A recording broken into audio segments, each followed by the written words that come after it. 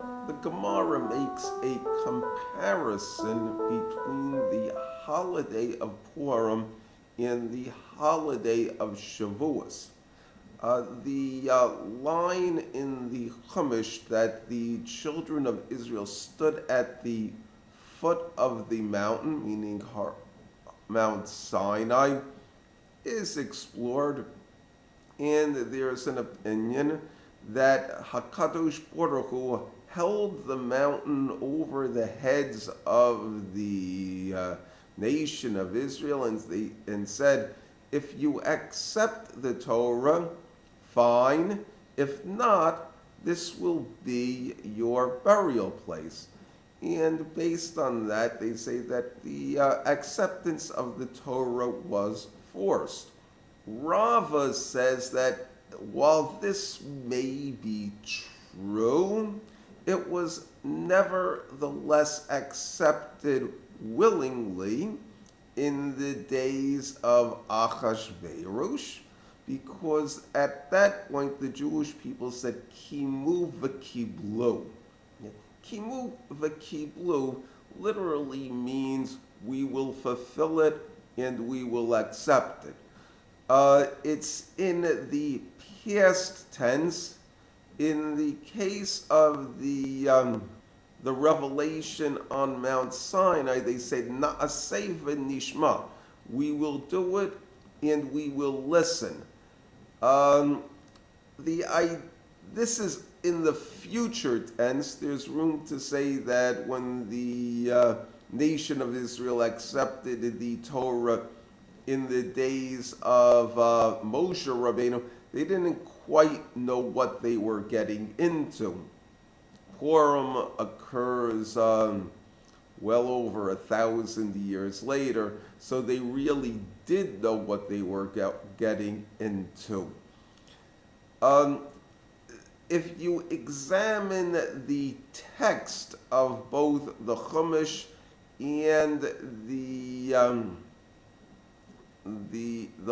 in the Megillas Esther, the scroll of Esther, you'll see that there are certain differences in their context.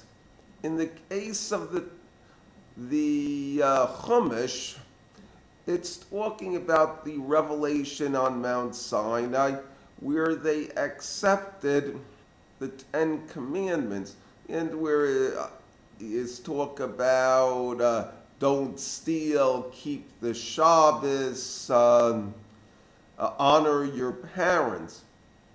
The context in the Megillah is that they accepted upon themselves the mitzvahs that Mordecai had commanded upon them regarding the holiday of Purim. Now, this included reading the Megillah and having a festive meal to celebrate the victory over Amalek, giving gifts to friends, food portions, trick or treats, so to speak, and giving gifts to the poor.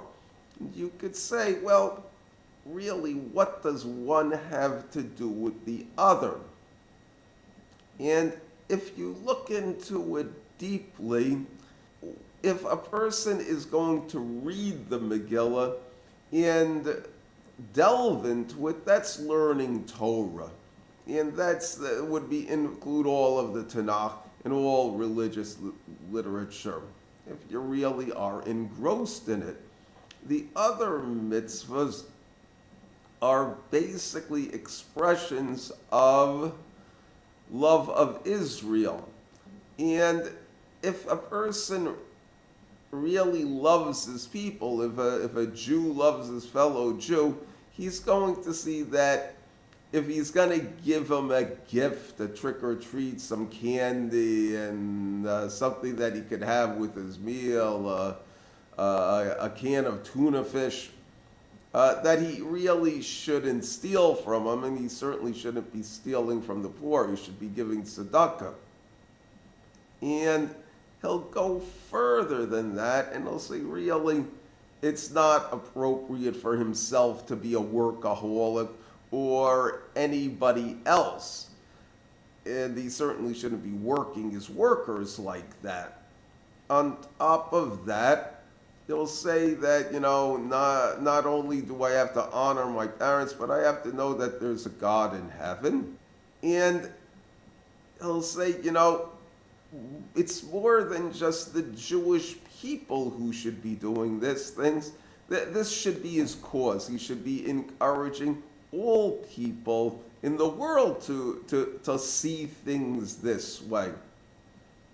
And once you start saying that he's encouraging others to do it, you're talking about being a kingdom of priests. And when you're talking about someone who's learning Torah, keeping the Torah and encouraging other people to keep the Torah, that's the aspect of being a kingdom of priests, and that's one of the things that the Torah is all about. Thank you.